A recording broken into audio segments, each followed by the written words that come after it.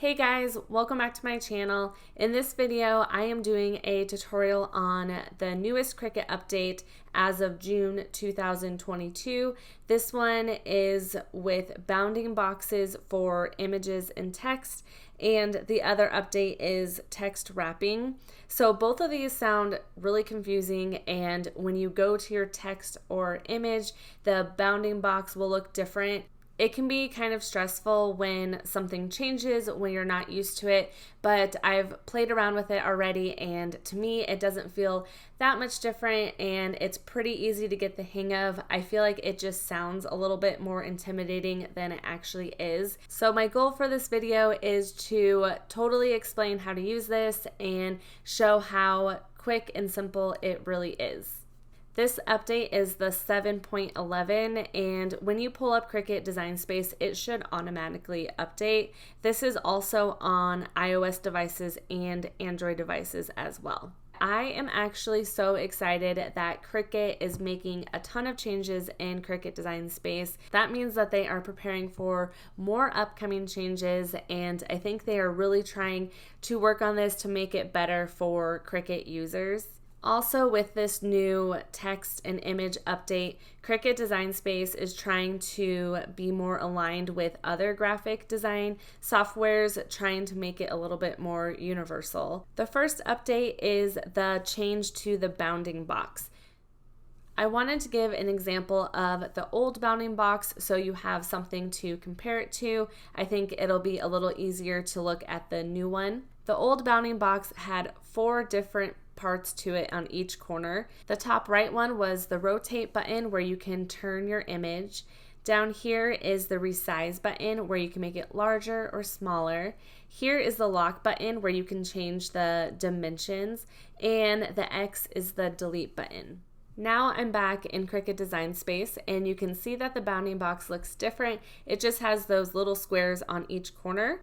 So to resize this, you'll just hover over the square. You can do this with any of these squares on any corner. Then what you'll do is just drag it. You can drag it out or in to make it bigger or smaller. So that's kind of similar to the other one. Now to rotate it, the old one had a rotate button here that you would select. You'll want to just hover just outside this box and you can see a curved arrow. Then you can turn it. Just going to hit undo. And you can see that you can do that on any of the corners here. Also, what I would use with the old one all the time is I would hit Shift on my keyboard before I rotate. I would hold that down and select the rotate button. Then it makes it easier to line this up perfectly. Let's say you want to make it, turn it 90 degrees, then you have it exactly where you want it. Now the lock button. I saw in some Facebook groups, I think, a few people were upset that that was gone, but the lock button you can access up at the top here, and that's always where I've accessed it anyways. If you don't know what the lock button does, while you have it locked, you're able to move this in and out and keep the same shape and proportions of the design. But let's say you don't want to do that. All you have to do is select unlock. Now you can move it in and out like this, and it kind of changes the proportions. Sometimes I do like to change that, but what I like to do is come up here and hit unlock. Let's say I want to make it 6 inches by 2 inches. I would just double click, hit 6, then I would go to my height and hit 2 and hit enter. So we don't have the lock button right here anymore. We have it up at the top. And the last thing that is missing on our bounding box is the X that used to be at the top left corner, and that was the delete button. There's 3 different ways that you can delete. You can right click and select delete. I'm just going to hit undo. You can also go up to the top right and hit delete.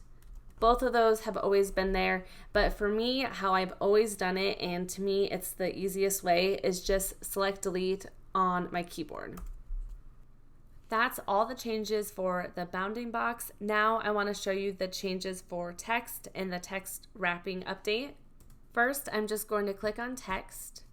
Then I'm going to come up to my font and just select a font. I zoomed in a little bit so it's easier to see this. As you can see, there are similar boxes on this, just like the images.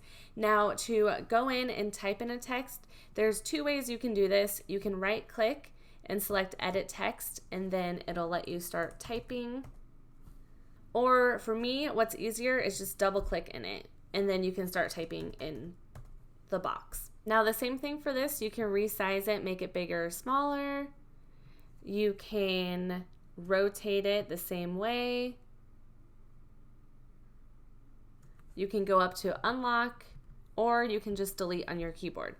But now I want to show you what the text wrapping is. I'm going to zoom out to make this a little easier to see. I'm going to double click in here and type in, "Hello, my name is Kayla." Now you can wrap from line to line, and basically the text is forced to wrap. So I'll show you what this means. If I click out and I start moving this in, you can see how it automatically brings it together like this.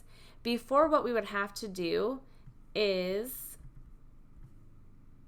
we would have to type hello, and let's say we want a name on the next line. You would have to hit enter and write name is, then you would have to hit enter again and write Kayla.